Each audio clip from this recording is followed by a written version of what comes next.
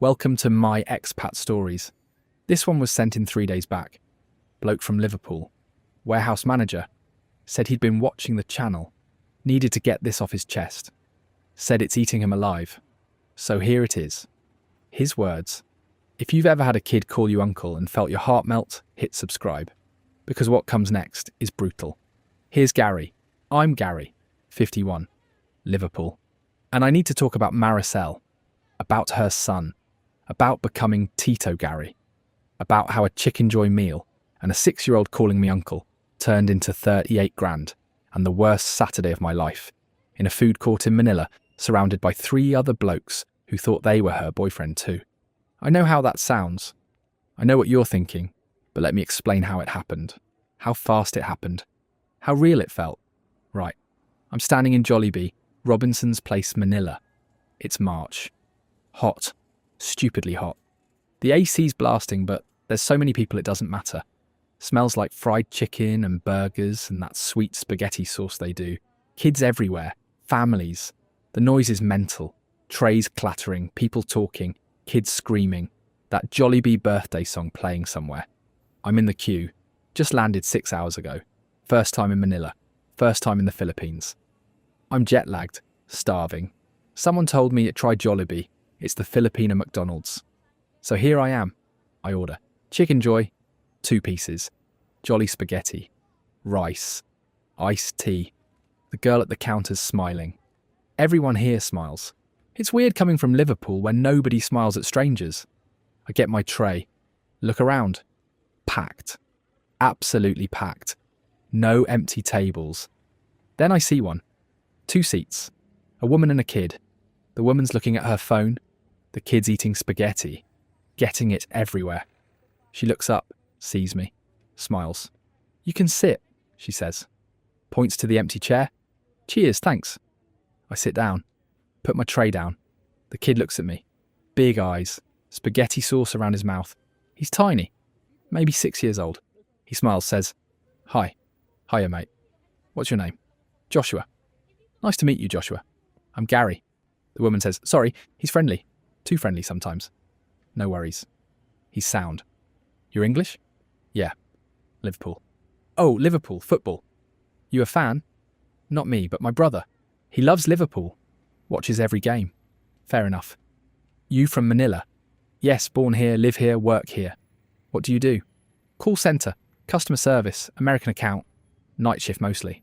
That's hard work. Yes, but pays okay. Need the money for him. She nods at Joshua. School, food, everything. He your son? Yes, just us 2. His father left when he was baby. So I do everything. That's tough. You're doing a good job though. He seems like a good kid. She smiles. Thank you. That's kind. Joshua's looking at my chicken joy. I can see him staring. I say, You want a piece? He looks at his mum. She says, No, he already ate. But I can see he's still hungry. The spaghetti's gone. He's just got rice left. I say, It's all right. I ordered too much anyway. I give him a piece. He takes it, says, Thank you, Tito. Tito? The woman laughs. It means uncle. We teach kids to call older people Tito or Tita. Respect.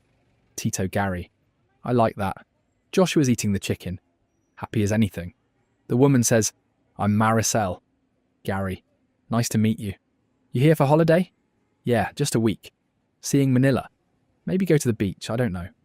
First time here. You should go to Boracay or Palawan. Beautiful beaches. I'll check it out. We talk for maybe 20 minutes. Just casual.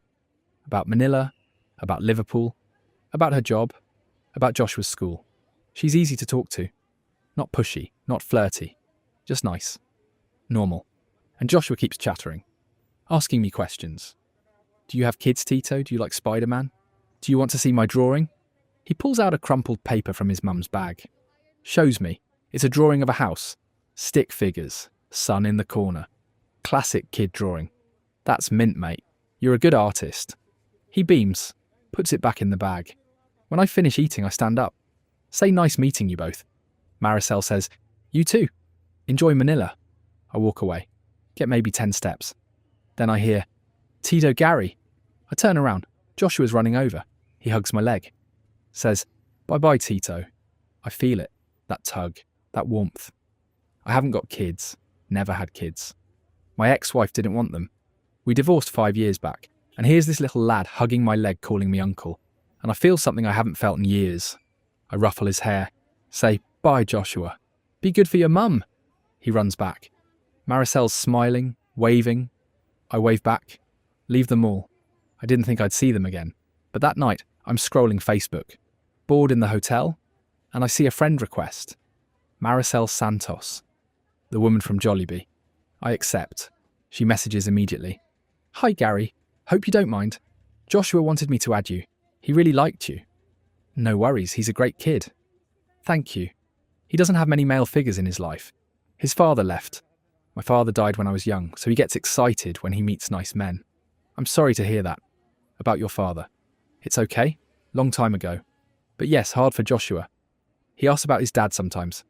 I don't know what to say. That's tough. Yes, but we manage. We're strong. You are, I can see that. We message for an hour, just chatting. She tells me about her life. Single mum, working nights, trying to give Joshua a good life. It's hard. Money's tight. Rent's expensive. School fees, food, utilities. She makes 30,000 pesos a month. About 500 quid. It's not much. But she makes it work. I tell her about my life. Warehouse manager. Speke. Been doing it 20 years. Make decent money. 45 grand a year. Divorced. No kids. Bit lonely. Looking for something. Don't know what. She says, "Maybe you'll find it here. Philippines is good for the soul." Maybe. The next day she messages, "Joshua wants to know if you want to meet us at the park. He wants to show you the playground." I think about it. I'm on holiday. I should be seeing tourist stuff. But also, I'm lonely and they were nice. And why not? I say yeah. Sure, where?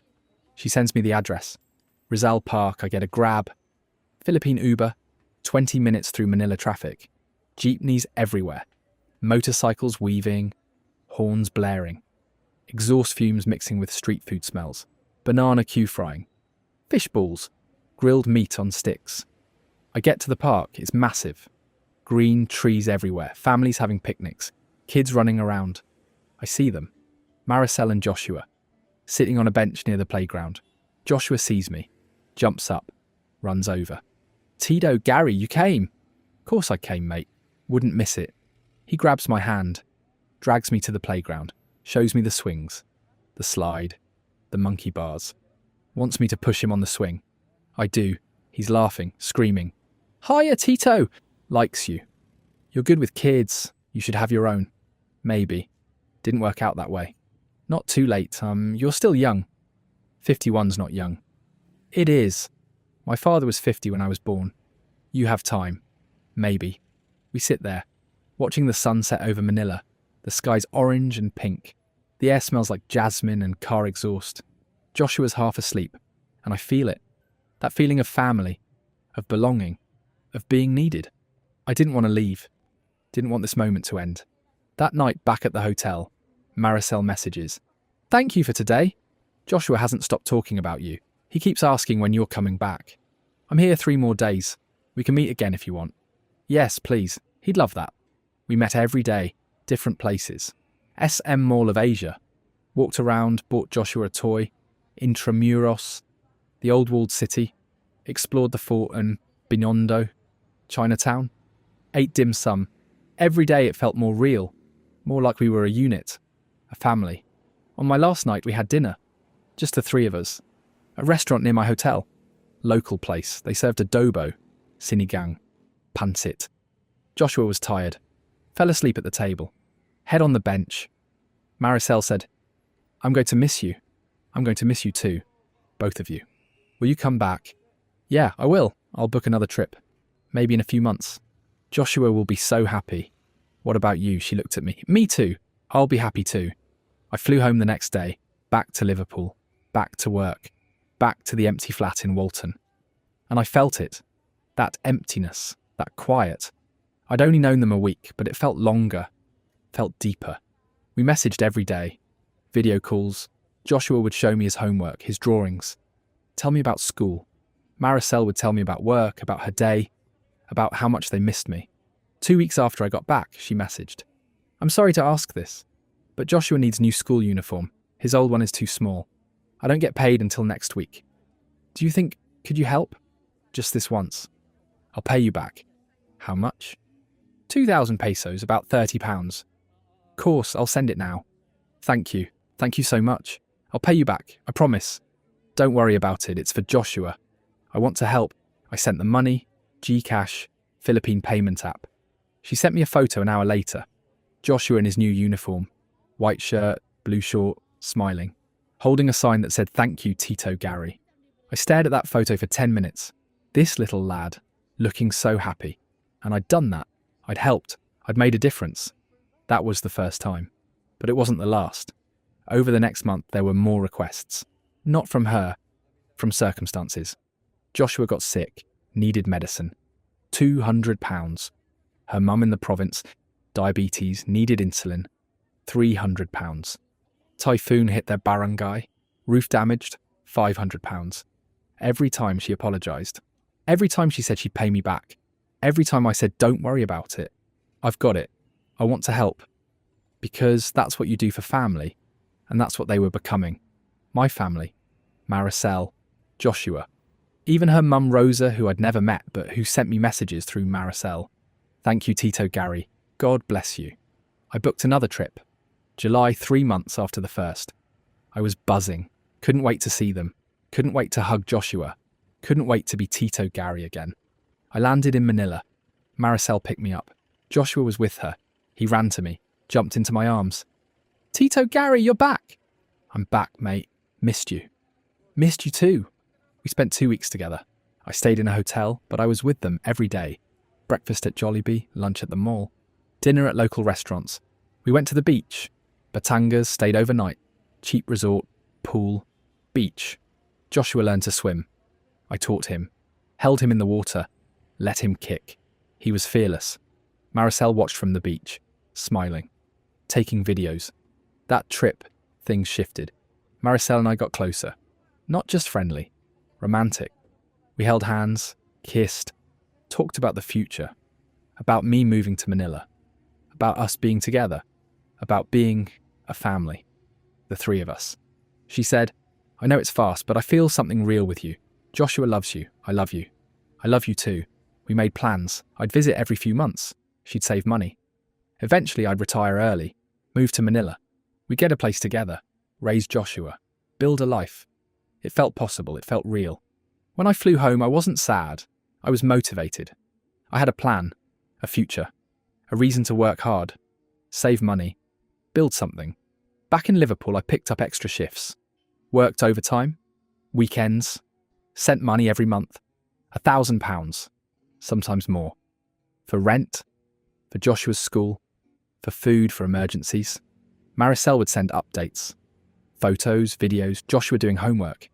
Look, Tito, I got an A. Maricel at work. Night shift, thinking of you. I sent her a laptop for work. She said hers broke, needed it for her call centre job. 800 quid. Sent it through LBC, she got it. Sent photos. Thank you, baby, this will make work so much easier. I sent her a motorbike. Honda Click. She said commuting was exhausting. Jeepneys were packed. Dangerous at night. A bike would help. £2,000. Arranged it through a dealer in Manila. She sent photos, her on the bike. Helmet on. Smiling. My hero. 16 months. £38,000. Sent in pieces. 1,000 here. 500 there. School fees, medical bills. Typhoon repairs, laptop, motorbike. All of it adding up. All of it making sense at the time. Because I was taking care of my family. Except they weren't my family. And I was about to find out the hard way. November. I'm booking my third trip. Christmas in Manila. 2 weeks. I want to spend it with them, Maricel, Joshua. Her mum's coming to Manila. I'll finally meet Rosa. We'll have a proper family Christmas. I'm buzzing. Booked the flights. Told work I'm taking holiday. Told the lads I'm going to see my girlfriend. They're taking the piss.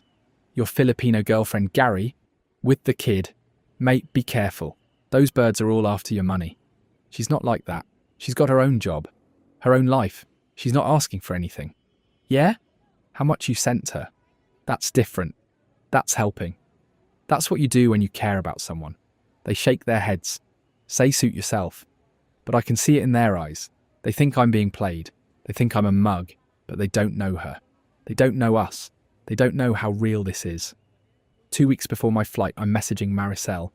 Video call. She answers. But something's off. She's not at home. She's somewhere loud. Music in the background, voices, laughter. Where are you?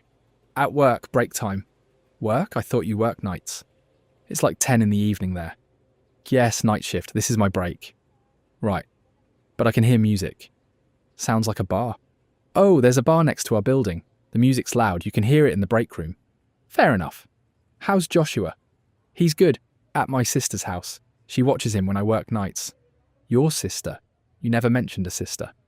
Yes, Angela. She lives near me. She has 2 kids. Joshua plays with them. That's nice. I'd like to meet her. Yes, when you come. You'll meet everyone. We talk for 10 more minutes. But I can't shake it. The music, the voices. The way she looked around like she didn't want anyone to see her on the phone. I push it down, tell myself I'm being paranoid. She's at work, she's on break, it's fine. But the next night, I'm scrolling Facebook. Bored, can't sleep. And I see a photo. Maricel, tagged by someone called DJ Mike Manila. The photo's at a club. Lights, people dancing. Maricel's in the middle, wearing a tight dress, heels, makeup, hair done. She looks incredible, but she doesn't look like she's at work. I check the timestamp. Last night. Same time we were on video call. Same time she said she was at work. I message her. Saw a photo of you at a club last night. Thought you were working. She replies an hour later. Oh yes, sorry. After work we went out. The girls from call centre. We do that sometimes. Blow off steam. Right. You didn't mention that. Sorry baby, I should have told you. I was just tired. Didn't think about it. Fair enough, but it's not sitting right. The dress, the heels, the makeup. That's not what you wear to a call centre. That's not what you wear if you're planning to go home after. I start paying attention.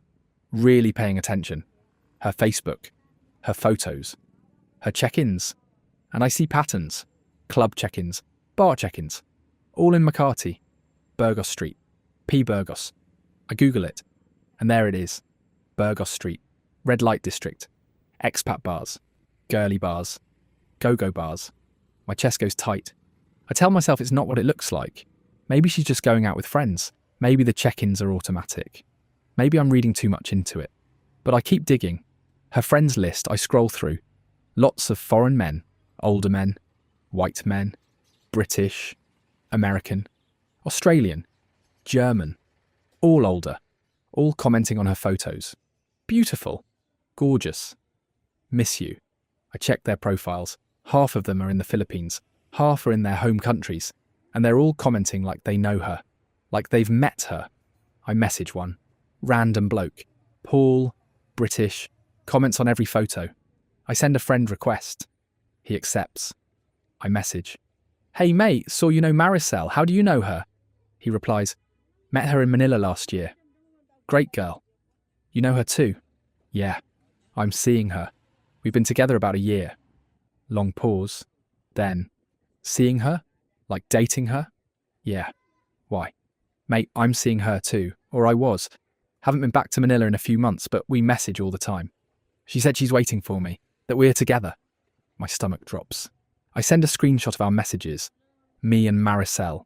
Her calling me baby, saying she loves me. Paul sends screenshots back. Same thing. Her calling him baby, saying she loves him, saying she's waiting for him. I say, where did you meet her? Bar in Makati, Burgos Street. She works there, or worked there. She told me she quit. Got a job at a call centre. More respectable. But I send her money every month. Help with rent. Her kids' school fees. How much you sending? About £500 a month. Sometimes more if she's got emergencies. Her mum's sick. Typhoon damage, you know how it is. Yeah, I know how it is. I hang up. Sit there. Staring at my phone. Thinking about Paul. About the £500 a month. About Maricel telling him the same stories. The same emergencies, the same lies. I message another bloke, Australian. Greg. Same thing. Met her in Makati. Sending money. Thinks they're together. Thinks he's the only one. Then another. American. Mike, same story. Same bar. Same promises, same money. 4 of us. 4 blokes. all sending money, all thinking we're her boyfriend, all thinking we're special. I feel sick, physically sick. I go to the bathroom, throw up, come back, stare at my phone, at the messages, at the evidence. I call her. Video call. She answers, smiling. Hi baby, you okay? It's late there. Where do you work, Maricel? Call centre. I told you, American account. Which company? Teleperformance? What's your shift? 9 p.m. to 6 a.m. Why are you asking? Because I don't think you work at a call centre. I think you work at a bar. In Makati, Burgos Street. Silence. Her smile's gone. She's staring at the screen, not blinking. I keep going. I've been talking to Paul, and Greg, and Mike. They all know you. They all think they're your boyfriend. They're all sending you money. Just like me. More silence. Then she says, it's not what you think. What is it then? Those guys, they're just friends. They help me sometimes. But you're my boyfriend. You're the one I love. You told them the same thing. You're sending them the same messages, the same photos, the same stories about Joshua, about your mum, about the typhoon. I needed money. I needed to survive. You don't understand how hard it is here. So you lied. About everything. About your job. About us. About Joshua. I didn't lie about Joshua. He's my son. Is he, or is he your nephew? Or your sister's kid? Or some random kid you used to get sympathy? She's crying now. He's my nephew. But I raised him. His mum, my sister, she can't take care of him. So I do. He's like my son.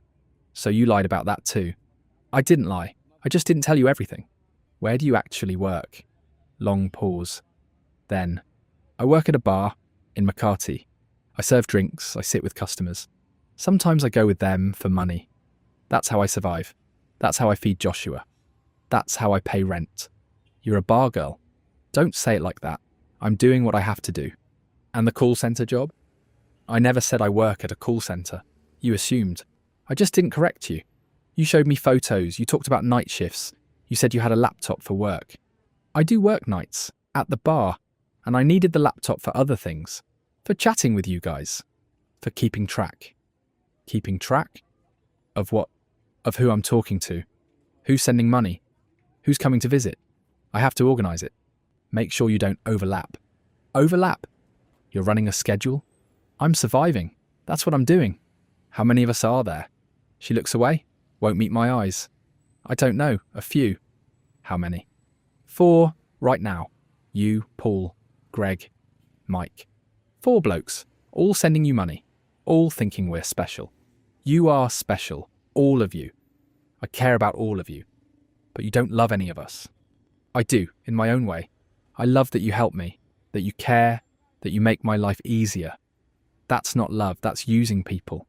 Call it what you want, but this is my life. This is how I feed Joshua, how I survive.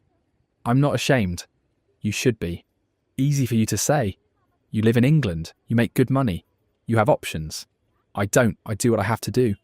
I hang up, block her, sit there shaking, thinking about 16 months, 38 grand. All sent to a woman who was working me, working all of us. I message Paul, Greg, Mike, tell them everything. They're all gutted, all angry, but none of us can do anything. She's in the Philippines. We're scattered across the world. The money's gone. Can't prove fraud. She never forced us. We sent it willingly. Mike says, I'm going to Manila next month. I'm going to confront her, face to face. Paul says, me too. I booked a trip for Christmas. I'm going to get my money back. Greg says, I'll be there in January. I want answers. I say, I'm going in 2 weeks. Already booked. We all laugh. Dark laughter. We're all still going. All still planning to confront her. All still pathetic enough to think we can fix this. Mike says, we should all go at the same time. Ambush her. Make her face all of us. That's mental. Is it though? She's been juggling us for over a year. Let's see how she handles us all in the same room. I think about it. Yeah. All right, let's do it. We coordinate. Christmas week, Saturday, December 21st. We all fly in. We all arrange to meet her. Same day, same time, same place. SM Mall of Asia. Food court. Noon. I message her. I unblock her first, then I message. I'm sorry for how I reacted. I still love you. I still want to see you. Can we meet when I come to Manila? Just talk. face to face. She replies immediately. Yes, I'm so sorry. I want to explain everything. When you come? December 21st, Saturday. Can we meet at SM Mall of Asia? Food court, noon. Yes, perfect. I'll be there. I'll bring Joshua. He misses you. Paul messages her. Same thing. Sorry, still love you. Want to meet? Same place, same time. She says yes. Greg does the same. She says yes. Mike does the same. She says yes. She's agreed to meet all four of us. Same place, same time. And she has no idea we know about each other. No idea we've coordinated. No idea what's coming. I fly out December 19th. Land in Manila. Check into a cheap hotel. Malate. Not far from the mall. I don't sleep. Just lie there. Thinking about Saturday. About what I'm going to say. About what she's going to say. About the look on her face when she realises. Saturday morning. I'm up at 6. Shower. Get dressed. Jeans, t-shirt, trainers. I take a grab to the mall. Get there at 11. An hour early. I find the food court. Massive. Hundreds of tables. Jollibee, McDonald's, KFC, Chowking. All the chains, it's packed. Families, kids, old people. Everyone eating, talking, living their lives. I find a table near the entrance. Sit down. Wait. 11:30. Paul shows up. Tall bloke, 50s, grey hair. He sees me, walks over. We shake hands. Don't say much. Just sit there. Waiting. 11:45. Greg arrives. Confident. He sits down, says, "This is going to be interesting." 11:50. Mike shows up. American. Quiet. Looks tired. He sits down. We're all here, all four of us. Sitting at the same table. Waiting for the same woman. Noon, she walks in. Maricel, she's got Joshua with her. He's holding her hand. Wearing his school uniform. He sees me. His face lights up. "Tito Gary!" He runs over. Hugs me. I hug him back. My heart's breaking. Because I love this kid. I really do. And he's not even hers. Maricel's walking over, smiling. Then she sees the others. Sees Paul. Greg. Mike. Her smile drops. She stops walking. Stands there, 10 feet away. Staring. Paul stands up. "Hi Maricel, remember me?" Greg stands up. "Me too." Mike stands up. "And me." She's frozen. Not moving, not talking, just staring at all of us. I stand up. "We know. We all know. We've been talking, comparing notes. We know about the bar, about the lies, about the money. All of it." Joshua's looking at his mum. Confused. "Mama, what's wrong?" She grabs his hand, backs away. "I have to go." Paul says, "Running away? That's your move? After all the money we sent you. I didn't force you. You gave it willingly." Greg says, "You lied. You said you loved us, all of us." "I needed to survive." Mike says, "How much did you make off us? Total?" She doesn't answer, just keeps backing away. I say, "Joshua's not even yours, is he?" She stops, looks at me, eyes hard. "He's mine. I raised him. That makes him mine. But he's your nephew. You lied about being his mum. I did what I had to do, and you fell for it. All of you. Because you wanted to. Because you were lonely. Because you wanted to be heroes. I just gave you what you wanted." She turns around, walks away. Fast. Joshua's running to keep up. He looks back, waves. "Bye, Tito Gary." And they're gone. Disappeared into the crowd. Into the mall. Into Manila. We sit there. 4 blokes sitting in a food court. Looking at each other. Not saying anything. Because what is there to say? She's right. We fell for it. We wanted to believe. We wanted to be needed. And she used that. Used all of us. We sat there for an hour. 4 strangers who weren't strangers. We'd all sent money to the same woman. All believed the same lies. All loved the same kid, who wasn't even hers. Paul said he'd sent £22,000 over 14 months. Rent, school fees, medical, emergencies, same as me. Greg said 18,000 over 11 months. Motorbike, laptop, typhoon repairs. Same. Mike said 15,000 over 8 months. He was the newest. Still in the honeymoon phase when we all coordinated this. Total, £93,000 between 4 of us. All sent to Maricel. All gone. We tried reporting it. Went to the tourist police in Manila. Told them everything. They listened. Took notes. Said they'd investigate. Never heard back. We tried finding her. Went to the address she'd given us. Didn't exist. Street name was real. House number wasn't. We went to the bar in Makati, Burgos Street, asked around. Nobody knew a Maricel. All they did but wouldn't say. Code of silence. We tried her Facebook. Deleted. Gone. Her number. Disconnected. Her Gcash account. Closed. She'd vanished. Like she'd never existed. The four of us stayed in Manila another week. Not together. Just all there. All trying to process. We'd meet for beers, talk about it, laugh about it. Dark humour. What else could we do? Paul said, we're idiots, all of us. Sending money to a woman we'd never met, believing everything she said. Greg said, she was good though. Have to give her that. She played us perfectly. Mike said, what about Joshua? You think he knew? I said, he's 6. He just did what his auntie told him. Call the foreign men Tito. Be cute. Hug them, draw pictures. He's a kid. He doesn't know. That's what kills me. Joshua. Because I loved that kid. Thought I was helping him. Thought I was being his Tito. His uncle. His father figure. And the whole time I was just another ATM his auntie was using to feed him. I flew home. Back to Liverpool.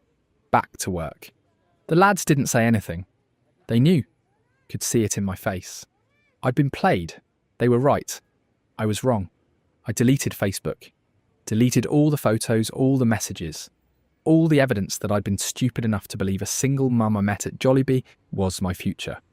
I worked out the numbers properly. £38,000 over 16 months. That's $2,400 a month. That's more than I spend on myself. That's more than my rent. That's a year of my mortgage. Gone. All of it. Sent through Gcash. Western Union. LBC. Untraceable. Unrecoverable. I called my bank. Explained it. They said the transfers were authorised.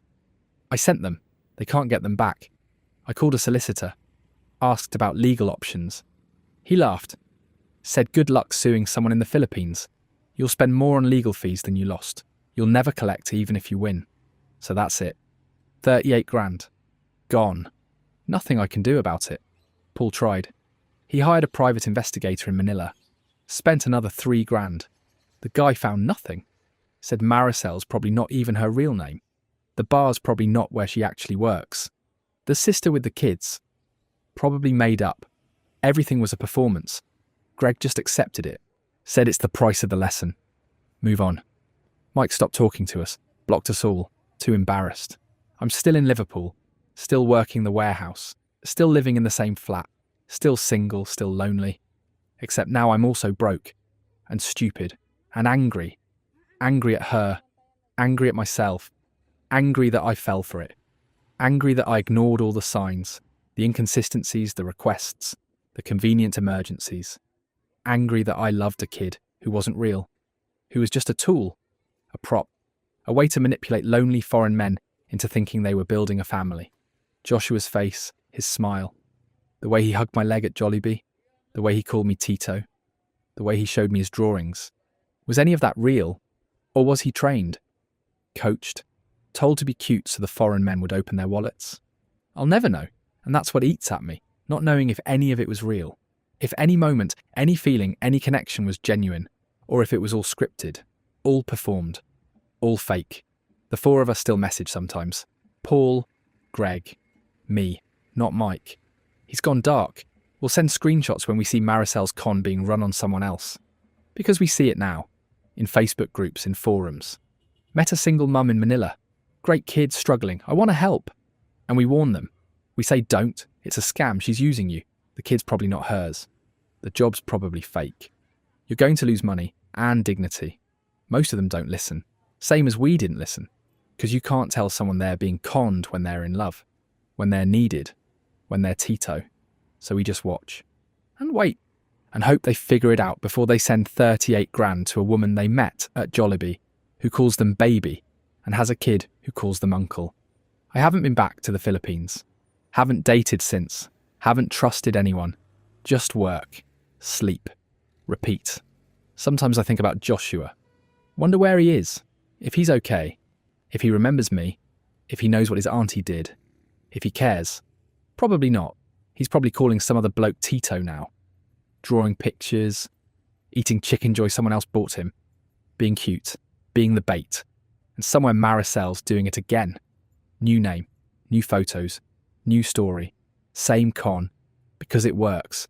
It works on me, on Paul, on Greg, on Mike. It'll work on the next bloke. And the next. And the next. This is my expat stories. Sometimes a 6-year-old calling you uncle is the sweetest thing you'll ever hear. Until you realise it was rehearsed.